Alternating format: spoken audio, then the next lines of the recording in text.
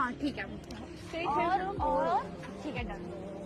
तो रात में करके बहुत सारी मस्ती और मचाएंगे धूम। अब ठीक है। अच्छा पूछ किसी को बोले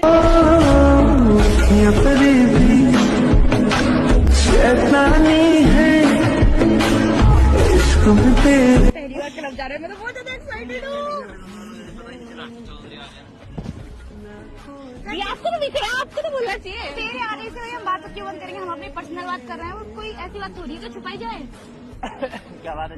भाई हम तो चोरी से करते हैं। खबर क्या बाद में बताऊंगा। और बता कैसी हो? नहीं पहले बता।